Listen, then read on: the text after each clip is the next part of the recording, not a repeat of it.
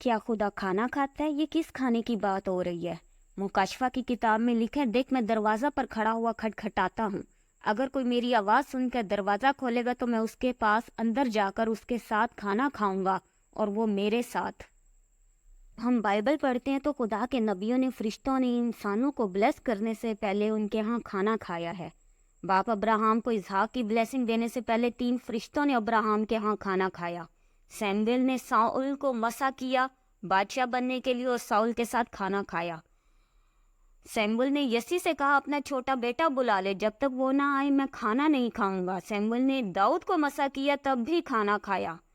خدا آتا ہے کسی نہ کسی روپ میں کھانا کھانے۔ لوگوں کو بلیس کرنے سے پہلے فرشتوں نے، نبیوں نے کھانا کھایا ان لوگوں کے ساتھ۔ کھانا آپ ہر کسی کے ساتھ نہیں کھاتے، جن کے ساتھ آپ ٹائم سپینڈ کرنا چاہیں آپ ان کے ساتھ ہی کھانا کھاتے ہیں، اور جب کھانا کھاتے ہیں گہرے بھید بھی ایک دوسرے کے ساتھ شیئر کرتے ہیں۔ اسی طرح خدا بھی اپنے لوگوں کے ساتھ بائبل کے گہرے بھید شیئر کرتا ہے۔ لکھا ہے میں اس کے ساتھ کھانا کھاؤں گا اور وہ میرے ساتھ، یعنی کبھی میں آؤں گا کھانا کھانے اور کبھی وہ آئے گا۔ جب خدا انسان کے پاس کھانا کھانے آتا ہے تو خدا پھل دیکھتا ہے انسان میں، روح کے پھل، محبت، خوشی، اطمینان، تحمل، مہربانی، نیکی، ایمانداری، حلم، پرہیزگاری۔ مرکز کی کتاب میں لکھا ہے دوسرے دن جب وہ بیتنیہ سے نکلے تو اسے بھوک لگی، اور وہ دور سے انجیر کا ایک درخت جس میں پتے تھے دیکھ کر گیا کہ شاید اس میں کچھ پھل پائے، مگر جب اس کے پاس پہنچا تو پتوں کے سوا کچھ نہ پایا، کیونکہ انجیر کا موسم نہ تھا۔ اس نے اس سے کہا آئندہ کوئی تجھ سے کبھی پھل نہ کھائے، اور اس کے شاگردوں نے سنا۔ یسوع مسیح کون سا پھل کھانے گئے تھے؟ یہ ایک تمثیل ہے کہ خدا آتا ہے انسان میں پھل کو کھانے کے لیے۔ یہ درخت پتے دکھا رہا تھا پر پھل نہیں تھا اس پر۔ جب انجیر کے درختوں پر پتے نظر آتے ہیں تو ساتھ میں انجیر بھی لگتے ہیں، پر اس درخت پر کوئی پھل نہ تھا، اور اس درخت کو کرس کیا کہ تیرا پھل کوئی نہ کھائے۔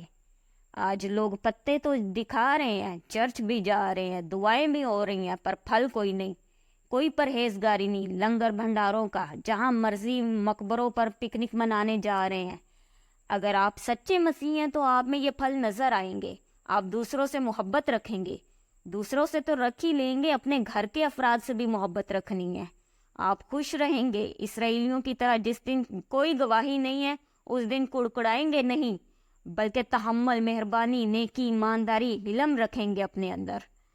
اپنے چرچ سے، اپنے پاسٹر سے، اپنی قوم سے فیتھفل رہیں گے۔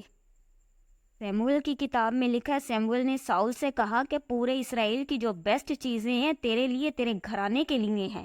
ساؤل نے کہا میں تو اسرائیل کے سب سے چھوٹے قبیلے کا ہوں، میرا گھرانہ پورے قبیلہ میں چھوٹا ہے، مجھ سے ایسی باتیں کیوں کرتا ہے؟ سیموئیل ساؤل کو مہمان خانہ میں لایا اور مہمانوں کے درمیان جو کوئی 30 آدمی تھے اونچی جگہ پر بٹھایا، اور باورچی سے کہا کہ وہ ٹکڑا جو میں نے تجھے دیا تھا، جس کے بارے میں تجھ سے کہا تھا اپنے پاس رکھ چھوڑنا، لے آ۔ باورچی نے وہ ران ماں اس کے جو اس پر تھا اٹھا کر ساؤل کے سامنے رکھ دی، اور سیموئیل نے ساؤل سے کہا دیکھ جو رکھ لیا گیا تھا اسے اپنے سامنے رکھ کر کھا لے، کیونکہ وہ اسی معین وقت کے لیے تیرے واسطے رکھی رہیں۔ سو ساؤل نے اس دن سیموئیل کے ساتھ کھانا کھایا۔ اسی طرح خدا نے آپ کے لیے بھی بیسٹ پورشن رکھا ہے۔ نو میٹر آپ کتنے چھوٹے گھرانے کے ہیں، کمزور ہیں، ان پڑھ ہیں، رد کیے ہوئے ہیں، خدا معزز لوگوں میں اونچی سیٹ پر آپ کو بٹھائے گا، سرفراز بھی کرے گا، برکتوں سے بھی بھرے گا، بس آپ اپنے اندر پھل پیدا کریں۔ کیونکہ جب انسان کے اندر پھل نہیں ہوتا تو وہ برکت کی بجائے لعنت پاتا ہے، جس طرح اس انجیر کے درخت پر۔ اور جسے خدا نے اونچا کیا ہو، جسے خدا سرفراز کرے، اسے پھر کوئی نیچا نہیں کر سکتا۔